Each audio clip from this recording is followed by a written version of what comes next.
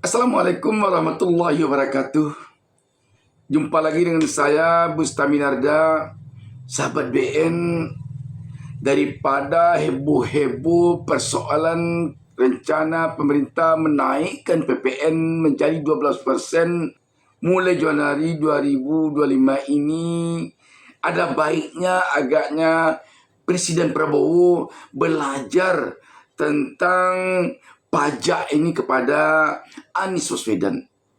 Sebab dengan rumusan yang diberikan oleh Anies Baswedan tentang pajak ini, rakyat sama sekali secara umum tidak akan merasa berat dengan adanya kenaikan pajak. Artinya apa? Menurut ide yang ada pada Anies Baswedan yang pernah dikemukakannya pada saat kampanye Pilpres 2024 baru lalu, Anies punya rumus kenaikan pajak tidak berdampak kepada rakyat secara keseluruhan. Dan Anies sudah punya komitmen tidak akan menaikkan pajak untuk masyarakat umum. Yang terkena beban pajak ini cukup hanya kepada yang benar mampu dia membayar pajak. Dan sistem pajak inilah yang disebut oleh Anies Baswedan sistem pajak berkeadilan. Saran kepada Prabowo agar belajar kepada Anies tentang pajak ini, setidaknya berdiskusi dengan Anies, muncul akhir-akhir ini dari publik. Sahabat BN, saya akan bacakan kutipan sebuah berita yang diturunkan CNBC pada tahun 2023 lalu tentang pemikiran Anies berkaitan dengan perpajakan ini. CNBC menurunkan berita di bawah judul, "Nah, ini alasan Anies mau kejar pajak 100 orang terkaya Republik Indonesia." Berita ini hari Rabu tanggal 27 Desember 2023 yang silam. Jakarta, CNBC Indonesia. Waktu itu Anies sedang menjadi calon presiden. Calon presiden nomor urut 1 Anies Baswedan kembali menegaskan rencananya untuk mengejar pajak 100 orang terkaya di Indonesia. Anies menegaskan bahwa dirinya ingin sistem perpajakan Indonesia berkeadilan. Dia menilai 100 orang terkaya di Indonesia penghasilan dan pajaknya bisa lebih besar dari 100 juta penduduk Indonesia. Menurutnya, ini adalah gambaran ketimpangan. Ketika ditanya apakah dirinya berani, Anies balik bertanya, emang ada utang budi? Apa?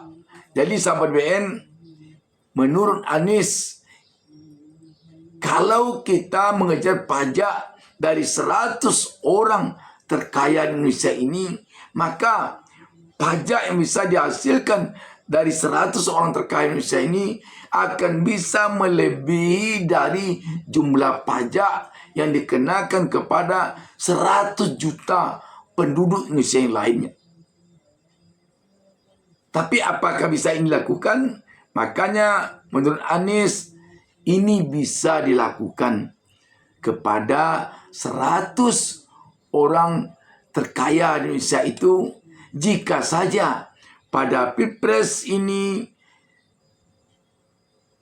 presiden yang memimpin Indonesia nanti tidak merasa terutang budi kepada mereka. Artinya, jangan sampai mereka merasa terbebani oleh calon ini di saat Pilpres. Kalau mereka sudah merasa terbebani oleh calon presiden yang terpilih menjadi presiden, maka ketika dia memimpin Indonesia, dia tidak akan berani lagi menuntut kepada 100 orang ini untuk membayar lebih guna menutupi pajak yang harus dikenakan kepada rakyat biasa. Tidak akan berani karena sudah terutang budi. Anies makanya dia berani karena dia tidak merasa terutang budi kepada mereka ini. Pertanyaannya adalah, Caimin mengatakan bahwa akan pajakin 100 orang terkaya di Indonesia. Pertanyaannya simpel aja, emangnya Bang Anies berani untuk pajakin 100 orang terkaya di Indonesia? Kalau boleh tahu emang strateginya gimana Bang Anies mau pajakin 100 orang terkaya di Indonesia? Silakan Bang Anies. Pertanyaan memangnya berani. Pertanyaan berikutnya, memangnya ada hutang budi apa?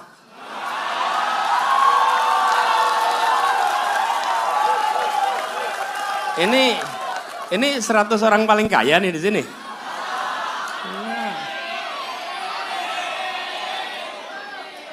Iya, yang 100 paling kaya nggak berani ketemu. Gini, teman-teman sekalian, kita ingin sistem perpajakan kita berkeadilan. Oke? Kita hanya bicara yang 100 terkaya. Dan 100 terkaya itu kekayaan mereka lebih dari 100 juta penduduk Indonesia. Sebuah gambaran ketimpangan.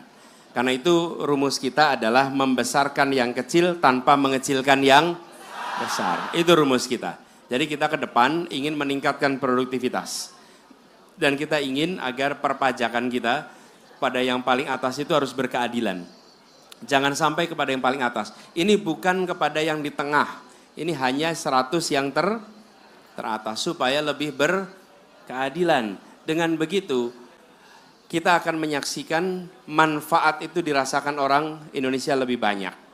Kenapa? Hampir semua yang di puncak itu mendapatkan kekayaan sebesar itu akibat privilege yang diberikan oleh negara. Privilege, apakah itu pertambangan, apakah itu perkebunan, apapun itu datangnya dari negara. Ada 1-2 yang memang lewat aktivitas pasar, pure perekonomian. Tapi sebagian besar adalah mendapatkan kesempatan dari negara. Nah, faedahnya harus bisa dirasakan oleh orang banyak. Tapi kami tidak ada rencana untuk menaikkan pajak kepada masyarakat Indonesia secara umum. Tidak ada rencana menaikkan pajak. Oke? Jadi jangan sampai nanti dipikir, oh sebentar perubahan itu artinya menaikkan pajak. Loh kita justru ingin lebih efisien. Dan kami tidak ingin menyebut wajib pajak dengan istilah binatang. Bukan, ini orang-orang yang bekerja untuk kemajuan. Memang ada yang nyebut ya? Tahu, nah itu sebenarnya pertanyaan saya emang ada Bang yang nyebut. Saya sih nggak tahu sih kalau ada ya. Jadi kita ingin agar, tahu tax ratio nggak? Tahu dong. Tapi nanti jangan ditanyain bedanya apa sama saya. Nanti saya awal lagi nih Bang Anies. Yang harus tahu adalah calon wakil presiden. Moderator nggak harus tahu. Ya kan? Ya, oke. Jadi kembali kepada ini, kita ingin agar berkeadilan. Prinsipnya adalah Indonesia yang lebih adil untuk semua. Lebih makmur untuk semua. Gitu jawabnya. Ya. Oke, baik. Mana mungkin bisa presiden minta kepada 100 orang terkaya di Indonesia ini agar dia membayar pajak lebih untuk menutupi beban pajak kepada rakyat biasa, kalau di saat pilpres mereka juga ngasih uang kepada capres ini untuk biaya pilpres. Tak mungkin lagi itu. Ketika nanti dia sudah jadi presiden, akan ditagihnya lagi, akan dimintanya lagi kepada yang 100 orang ini.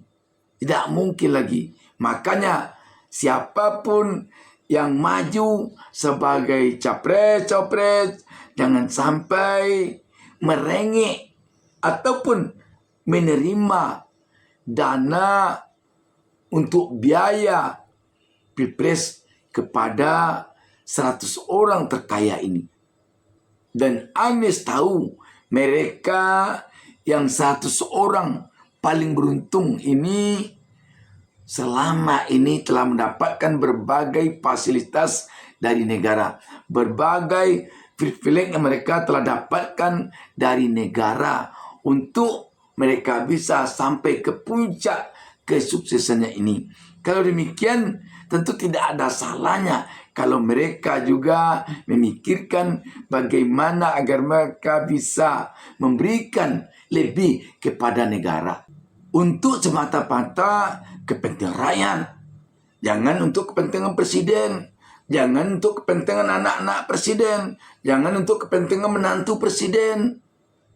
Tetapi benar-benar untuk kepentingan rakyat banyak.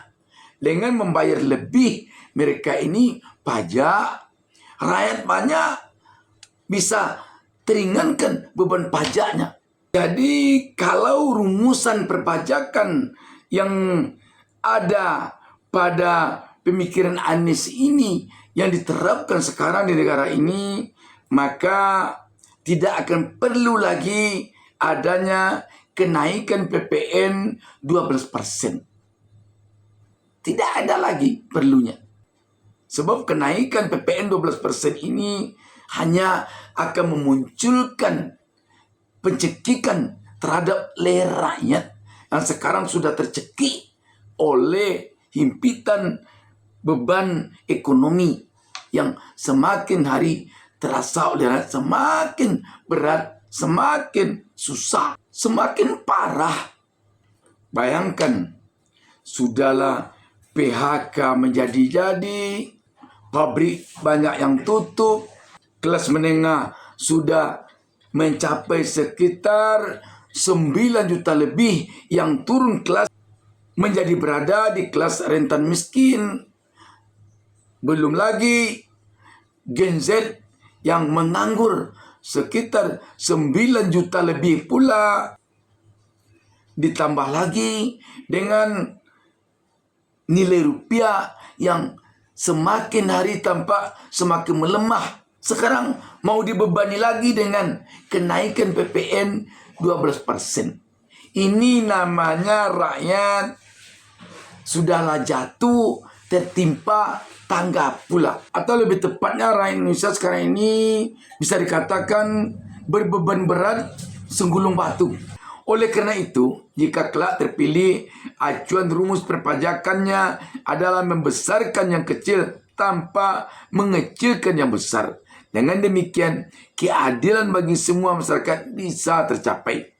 Anies menilai hampir semua yang di puncak mendapatkan kekayaan besar itu akibat privilege yang diberikan oleh negara. Nah, ini yang kita sebut tadi. Mereka telah mendapatkan privilege selama ini. Mereka telah mendapatkan berbagai fasilitas dari negara selama ini.